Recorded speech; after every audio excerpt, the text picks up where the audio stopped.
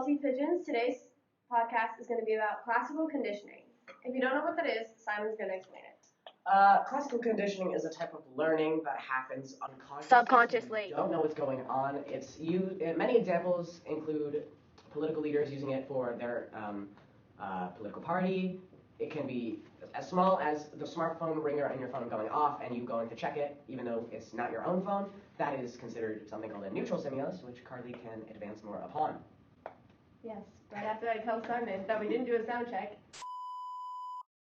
Okay, shut up. A neutral stimulus doesn't trigger any particular response at first, but when it's used with an unconditioned stimulus, it can effectively stimulate learning.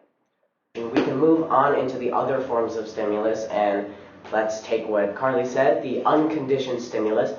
An unconditioned stimulus it's a stimulus that leads to an automatic response. So from a neutral stimulus, that leads into an unconditioned stimulus. An unconditioned stimulus can lead into an automatic response. So classical conditioning.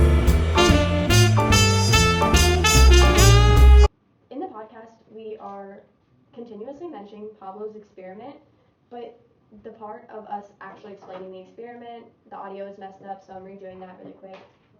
One of the most famous experiments was Pavlov's experiment with dogs who salivated in response to a bell tone. Pavlov showed them that when the bell was sounded each time the dog was fed, the dog learned to associate the sound with the presentation of the food.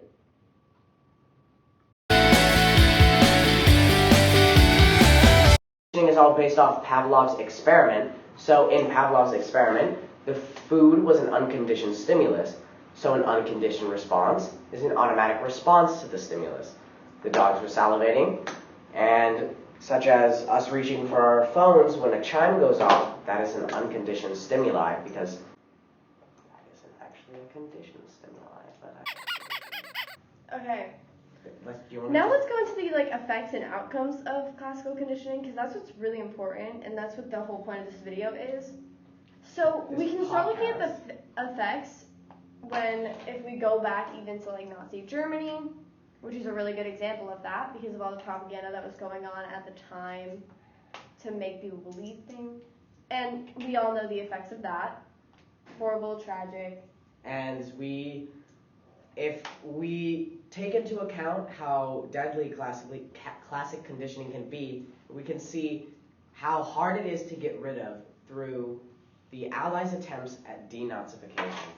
Denazification was the time period right after the fall of Germany when the United States it was the process of removing the Nazi ideology from the people and its influences, and it took years. The occupying Allies, they were there for around a decade, and it pretty much took them the entire time. They banned the party outright because it just had such an influence on the people. And even to this day, the NSDAP party is still active in Germany after the removal. So from their education standpoint, they've tried to get rid of the Nazi influences because classical conditioning just has such an effect. And even then, when you talk to elders from Nazi Germany, who are still alive today, so survivors of the World War II, it's very interesting to hear their viewpoint, because some of them say, oh, it wasn't that bad, or some of them would rather talk about, if they lived in Eastern Germany, they'd rather talk about how, oh, the times back there wasn't bad. My grandma is from Poland, and she was alive during the communist Poland era, and so was my mom. My mom doesn't at all like communist Poland, but my grandma, not per se likes it, but said it wasn't as bad as Western media portrays it. Now, if we look at it from the Western standpoint, we're told it was a terrible place. And no, you're getting well smart. We have 5 minutes. Okay. Love you, you're doing great. Love you, but no. It literally fucking took us. You gotta calm down. Okay, I'll finish it up. I'll wrap it up. Yeah. Looking at the standpoint, we're told it's a really bad thing, so we've been classically conditioned to think, and with facts and information, that this place is bad and we should have a bad stimuli to it. Specifically, communism, not Poland. So, apart from the classical conditioning from Nazi Germany, there are some pros. There is some positives. That's a weird way to do that. There's a couple Obviously, the negatives heavily outweigh the Positives of classical considering conditioning. what has happened in the past. No way taking away from that.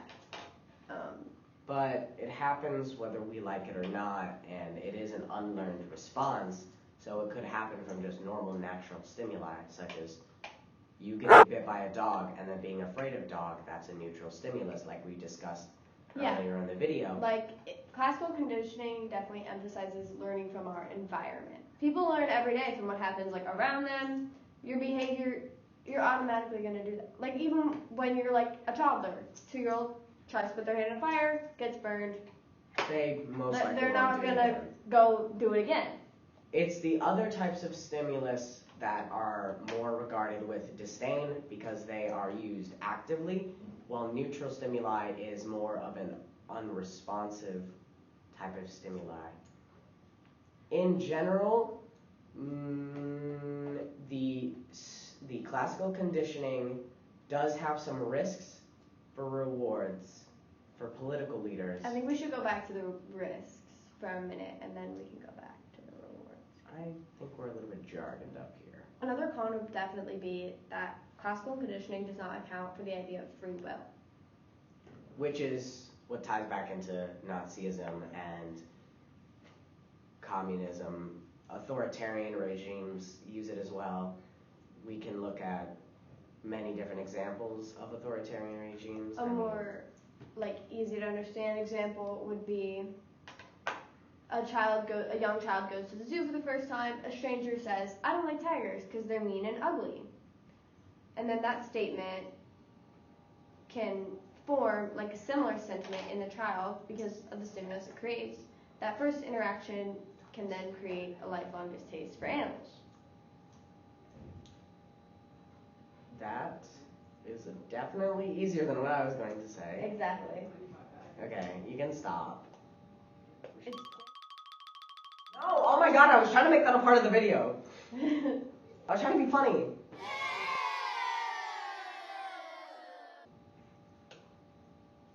You can stop. Yeah. Yeah, but it's fine, you can come in. 6.5 hours later. Thank you for explaining it in a better term. We can also, we've been saying, I'm sorry, hold on, I'm getting a text, which is a great example of how I just immediately reached for the phone. Simon is classically conditioned to believe that his phone will bring him happiness.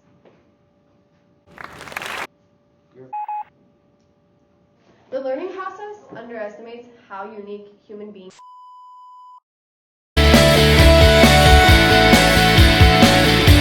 And I think we have a lot to learn from classical conditioning because we can see how it really affects the human mind in different ways. I mean, classical conditioning is everywhere. It's in our school system. I mean, it's how they teach us.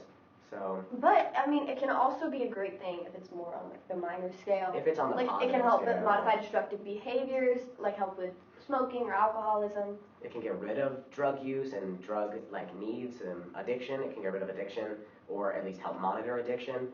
It is a therapy form. It's called aversion therapy and flooding, and it can help encourage people to stay away from their triggers, like drug triggers, or let's say if you see a cigarette, you might want to take it up and smoke it.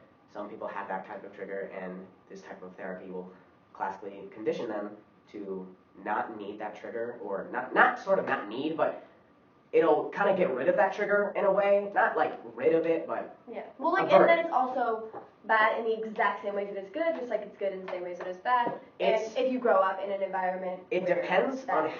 The classical conditioning is really a dependent type of conditioning. I mean, it can be used in the best possible ways. It can be used to condition kids to love people, and it can be conditioned. You can take a look at parenting. Parenting is conditioning for kids. That's how they have their viewpoint on life, and that's how they'll grow. You can condition a kid to think that... Especially at a young age. Especially at a young age. I mean, it's extremely susceptible. You can teach a kid to hate someone, hate a group of people for the rest of their lives because you said that. I mean, it's terrible. If you think about it, you can condition kids to think that one group is less superior to them. You can make them think the opposite. You can make them accept everyone, and you can just really do a good thing for humanity. And school systems try to do something similar to that by teaching kids that everyone's equal and teaching kids about biology, showing them how, hey, we're all the same.